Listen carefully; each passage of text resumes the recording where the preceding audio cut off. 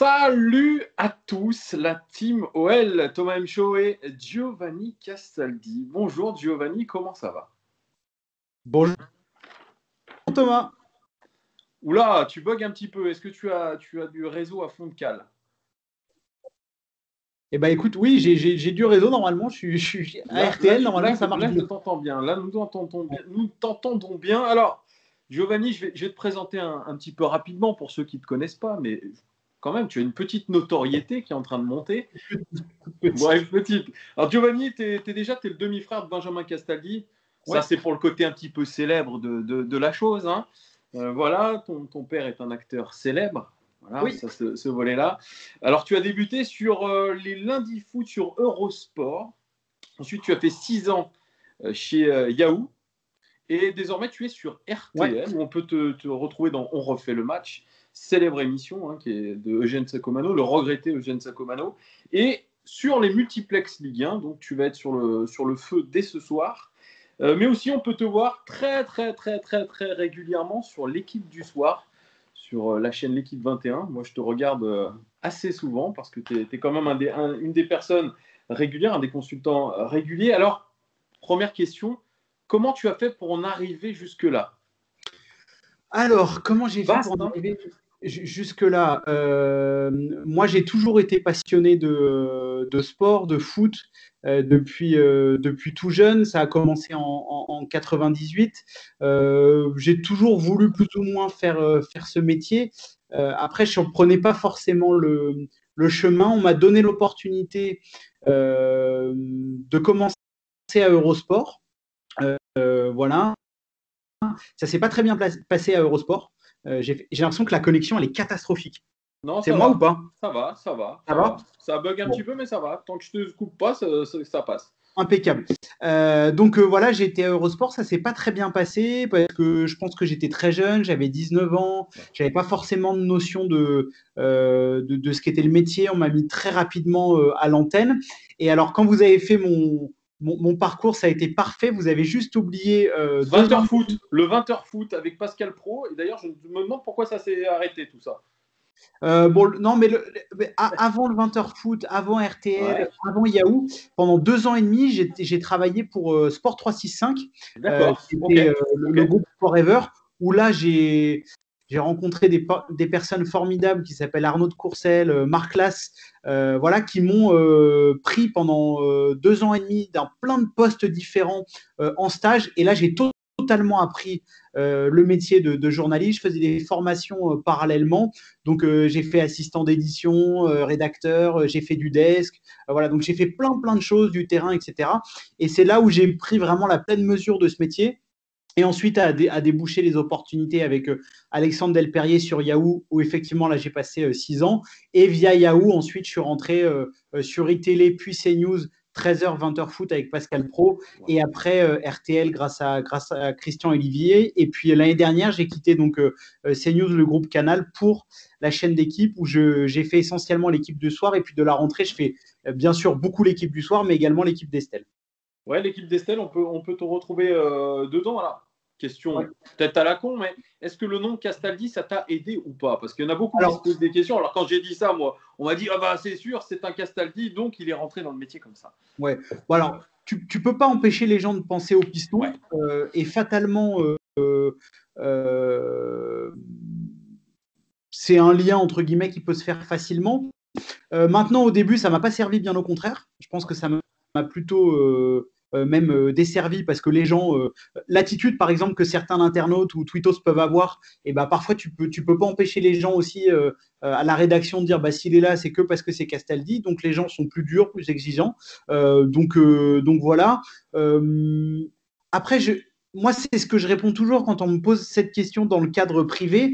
Il ne faut pas être non plus naïf. À aucun moment, Benjamin Castaldi, il a été journaliste. Il a le pouvoir d'appeler Marc Lash, Jérôme Saporito, Christian Olivier, de leur dire tu mets mon petit frère à l'antenne. Ça se passe pas comme ça. Ça peut pas marcher comme ça. Qu'après les gens disent bah c'est bien, on a un Castaldi à l'antenne, on profite de la notoriété. Ça, j'en sais rien, je suis pas dans leur tête et tu peux pas empêcher certains d'y penser. Voilà. ça fait 11 ans maintenant que je fais ce métier. Je pense que si j'avais été, qu'on m'aime ou qu'on m'aime pas, qu'on soit d'accord ou pas, si j'avais été une pompe à vélo, Ah, ça a bloqué. après, Non, c'est bon. Comment? Ça bloque un petit peu là. Ouais, t'en fixes. Attends, ça va repartir. Nickel. Ouais, c'est bon là. C'est reparti la Désolé, connexion. je sais pas pourquoi ça bug comme ça, c'est insupportable. Normalement, c'est un Non, bon réglé. t'inquiète, ça allait. Ouais, d'accord. Donc, bon, on a.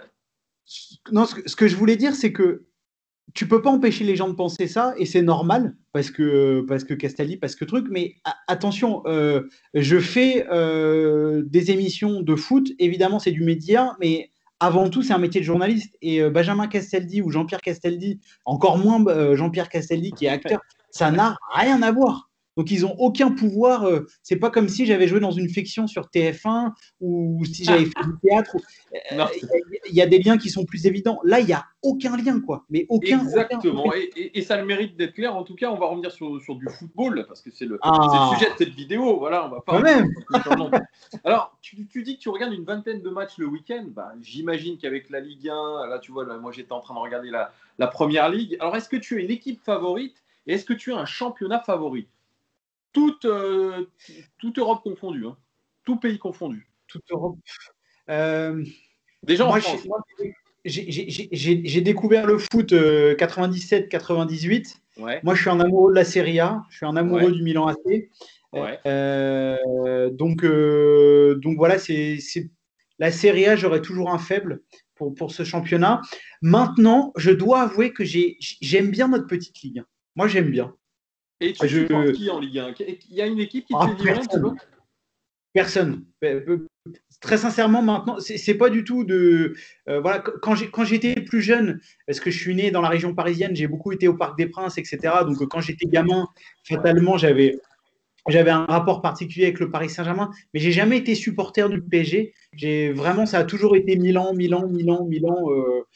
J'ai une fascination pour ce club. Donc en France, j'ai pas d'équipe que je supporte. J'ai une tendresse particulière pour Montpellier. Ouais. Voilà, parce que c'est un club, quand j'ai débuté dans le métier, plusieurs fois j'ai pu aller au centre d'entraînement, faire des interviews de joueurs, voilà, donc j'aime bien l'équipe de Montpellier. En plus, là, ça marche bien pour eux. Donc voilà, mais je ne suis pas supporter d'une équipe. Et tu sais, nous, on est supporter de l'Olympique Lyonnais. Je suis un grand supporter de l'OL. Tu sais que notre club est actuellement en difficulté sportive, difficulté même au niveau du mercato. Toi, Giovanni Castaldi, de l'extérieur et en tant que journaliste, comment tu vois un petit peu le marasme lyonnais en ce moment? Et est-ce que tu es optimiste ou pas concernant Lyon? Alors, le marasme, j'ai fait l'émission de Bart Ruzza Oui, récemment. sur WebTV. Ouais. Voilà, sur OLTV, Bart me disait, et à juste titre, Giovanni, parfois, nous, les Gaunes, on te trouve extrêmement sévère, etc. Si je me permets d'être sévère avec l'Olympique lyonnais, c'est qu'à mes yeux, je le juge comme un club qui devrait être aujourd'hui la deuxième puissance du championnat de France. On est club d'accord. qui compte en Europe, et on l'a vu d'ailleurs durant ce Final 8. On parlait des années 98, etc. Moi, en 2000, pendant 10 ans, en disant la grosse décennie de l'Olympique lyonnais, je suis adolescent, je commence vraiment à suivre à fond le foot. L'OL, c'était quelque chose. Eh oui. L'OL, c'était en Coupe d'Europe, l'OL, c'était quelque chose. J'ai eu la chance de côtoyer Vicage Dorasso. Il m'a parlé ensuite de garçons comme Mamadou Diarra, etc. C'est des garçons. Vicage Dorasso, il a une carrière quand même. Il a joué au Milan, etc. Quand il te dit le mec le plus fort avec qui j'ai joué, il te dit pas Pirlo. Ah, ça bloque. Ça a bloqué. Ah, est-ce que ça bloque de temps en temps? Très important. Ouais. Voilà. Donc moi aujourd'hui, je le juge comme ça en fait. Et force est de constater que c'est un club qui recrute beaucoup moins bien, qui s'est perdu, parce que c'était évidemment, il y a la qualité de formation, mais dans les grandes années de l'OL, c'était surtout un club qui recrutait très très bien. Je trouve qu'ils se sont perdus.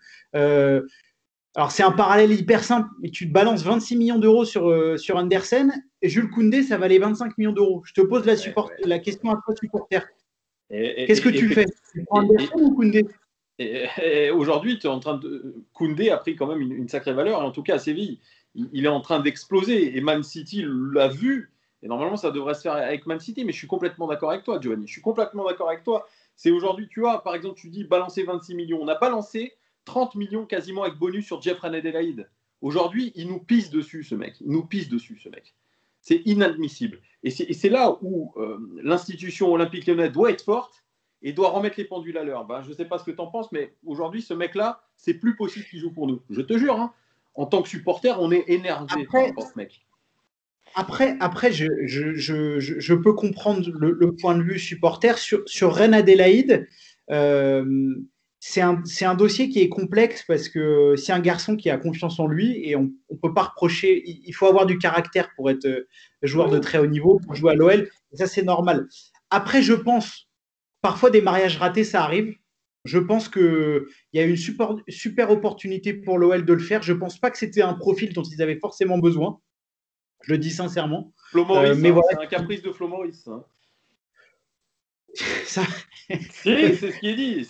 Juninho ne le voulait pas, Jean-Michel Aulas ne le voulait pas forcément, et Houllier non plus. Flo Maurice a fait le forcing, bah, on a vu ce que ça donne. Bon, voilà. J'ai l'impression qu'avec Rudy Garcia, il y a une certaine incompréhension. Très sincèrement, les offres que j'entends, le Hertha Berlin, 25 millions d'euros, le Stade Rennais qui est prêt potentiellement à mettre 20-25, je pense que s'il part et qu'il va jouer au Hertha ou à Rennes, les supporters lyonnais seront contents, Reine Adélaïde sera content et on n'en parlera plus, puis c'est un transfert raté et puis vous ne perdrez pas d'argent et puis ça arrive. Moi, ce qui m'énerve quand tu parles d'institutions lyonnaises, ce qui m'énerve, c'est quand je vois cette équipe, Final 8, les mecs, ils sont à 300%. Je vois une équipe fabuleuse. Et quand je les vois en Ligue 1, il y a un truc qui me dérange. Il y a un truc qui me dérange.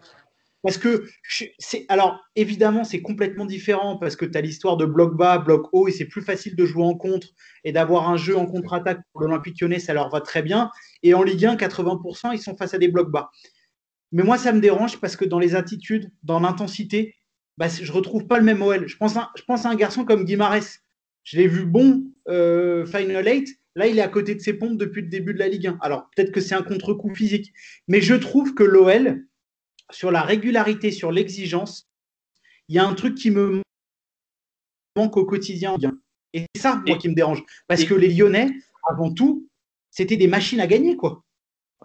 Et comment tu l'expliques, toi, qu'on ait cette irrégularité permanente? Parce que pour l'instant, c'est en train de rentrer dans l'ADN du club. Hein, tu l'as dit, déjà sous Genesio, c'était le cas. Sous Silvino, n'en parlons pas, il n'y avait aucune autorité du coach, donc on l'a vite viré. Et ensuite, Garcia, qui était là pour remettre les pendules à l'heure, soi-disant, Juninho a dit qu'il avait remis de la discipline, etc. Mais on retrouve, comme tu l'as dit, les mêmes problèmes. Ça vient d'où à l'Olympique Lyonnais, ça?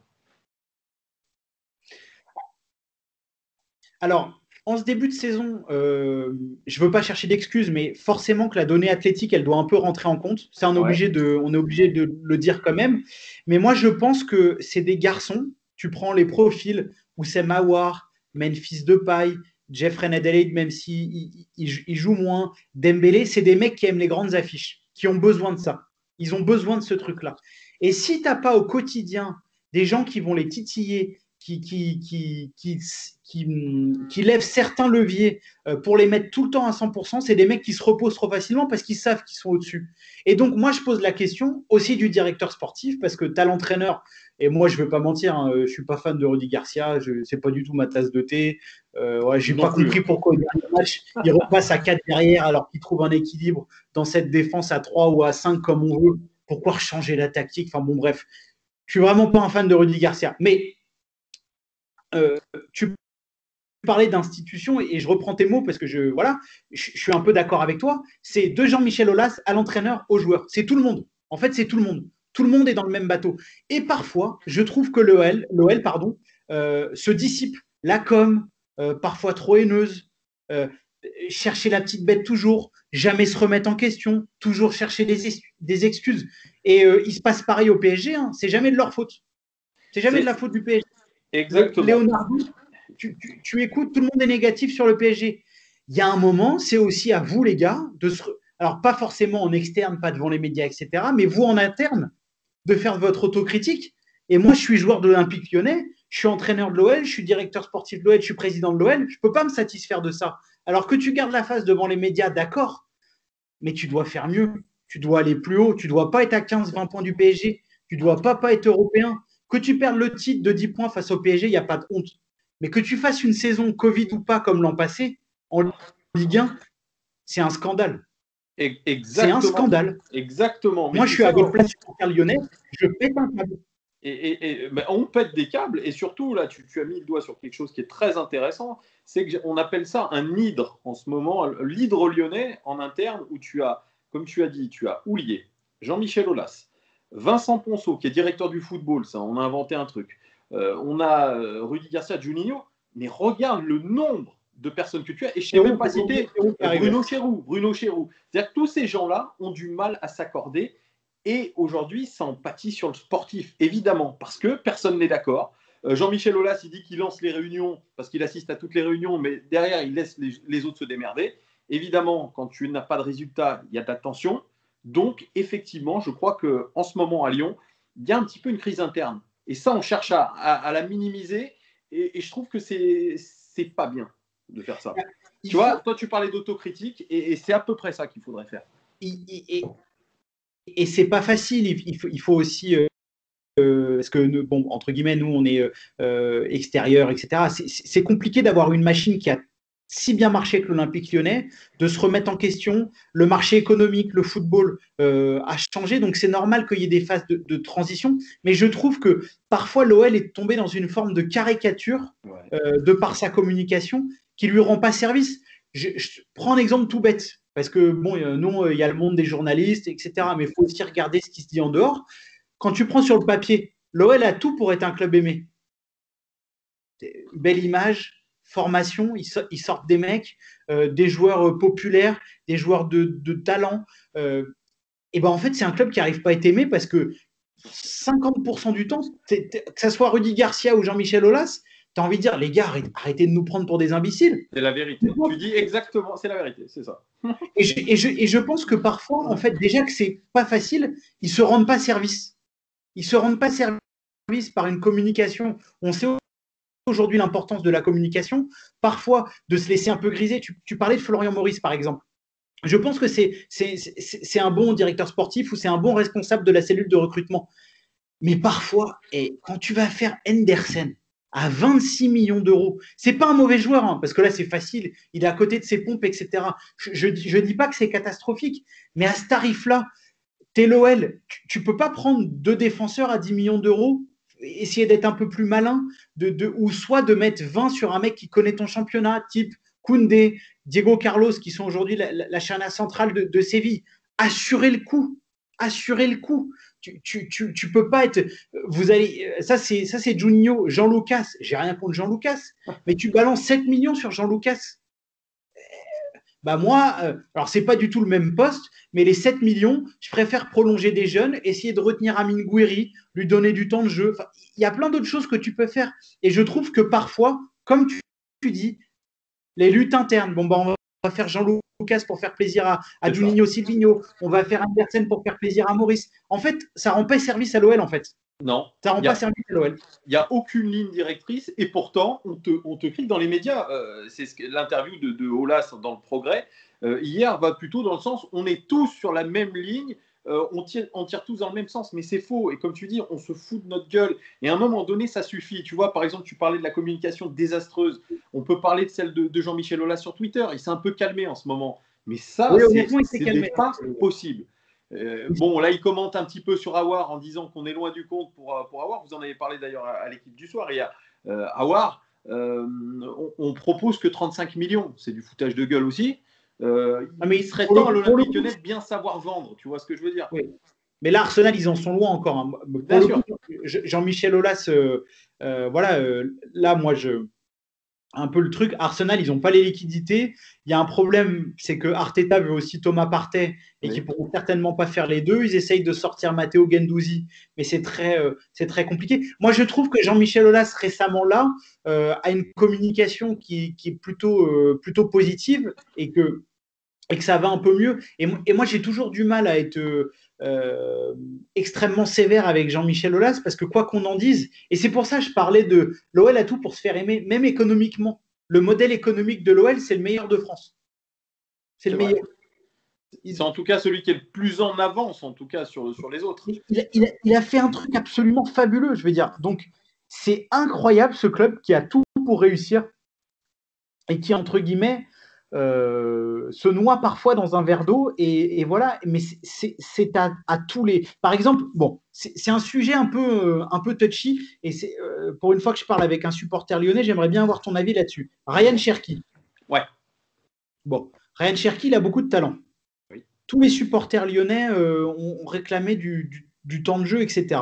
Ouais. Mais sans porter offense au talent de Ryan Cherki, si on en vient à dire que la réussite de l'OL est liée au temps de jeu d'un garçon comme Ryan Cherki, ça veut dire qu'à tous les étages, il manque quelque chose. Parce que tu devrais, par exemple, ce qui se passe, un autre phénomène à Rennes, Kamavinga est important, mais il y a toute une structure autour, il y a tout un effectif cohérent qui tient la route.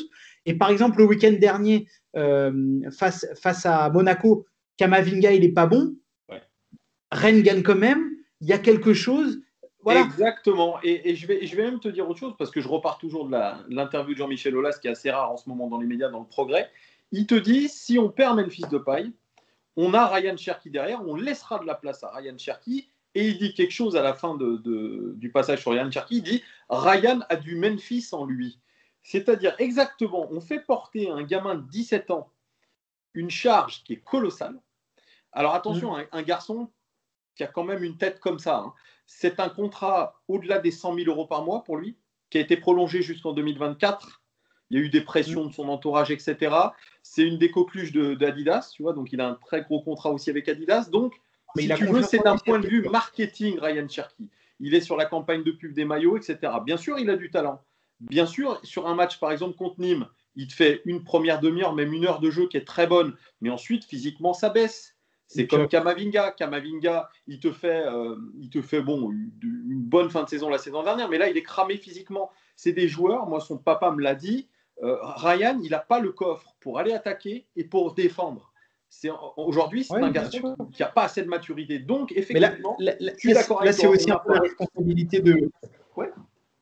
Et c'est la responsabilité aussi de Rudy Garcia qui, quand il le fait rentrer d'habitude, il le fait rentrer 4 minutes et là, il lui file 75 minutes. Oui. Ça aussi, mais attention, Garcia avait, je pense, la bonne méthode avec les jeunes, dont Ryan Cherki. La saison dernière, il a dit, attendez, moi, on me réclame de faire rentrer Ryan, parce que rien n'allait, évidemment. On me demande de faire rentrer Ryan, mais attention, moi, je suis très prudent. J'ai lancé quelques jeunes et je suis très prudent. Il faut les lancer un petit peu, mais pas trop, tu vois. Donc, il avait ce bon discours. Mais je pense qu'il y a eu des pressions en interne en disant, écoute, maintenant, tu vas lancer Ryan, ça va calmer un petit peu les supporters, et puis etc. Mais je pense que Garcia avait le bon timing avec les jeunes, dont Maxence Cacré. Tu vois, par exemple, Maxence Cacré, qui a exactement le même problème que Kamavinga aujourd'hui, c'est que physiquement, il est cuit. Il a fait un Final 8 où il a joué tous les matchs. Il a fait tous les matchs de championnat. Et là, le dernier match contre Nîmes, il est sorti avant la fin parce que au bout de 70 minutes, c'est mort. Donc, attention, Rudy Garcia, je pense qu'il n'a pas les mains libres. Bah, c'est normal qu'il ait un peu de. Mais il y a de l'attente, la formation, c'est important à l'OL. On verra en fonction des départs. Mais moi, pour revenir à la situation de l'Olympique lyonnais, je pense que ça rentrera, entre guillemets, dans le rang et tout ira mieux quand tout se sera pacifié entre tout le monde. Et ce qu'on ressent de l'extérieur, c'est qu'il y a une lutte de pouvoir qui est parfois qui n'est pas bénéfique à l'Olympique lyonnais. Et moi, j'espère, et je le souhaite de tout cœur pour le foot français, que l'OL se retrouve à nouveau en haut, parce que tu as besoin de locomotives comme ça. Que ça soit l'Olympique de Marseille, là il y a Rennes qui est bien, Lille qui est bien, Montpellier qui est bien. Enfin, on a besoin de tout ça dans le championnat de France. Et voilà, un petit peu moins d'erreurs sur le recrutement, un apaisement en interne entre les hauts cadres, et je pense que ça ira. Après, le coach, très sincèrement, pour moi, tu ne peux pas bâtir avec Rudy Garcia sur le long terme. Voilà. Là, on verra la fin de saison. S'il ramène l'Olympique lyonnais en Ligue des Champions, peut-être qu'il restera une saison de plus, je ne sais pas. Mais voilà, moi, je vois la progression d'un entraîneur comme Julien Stéphan.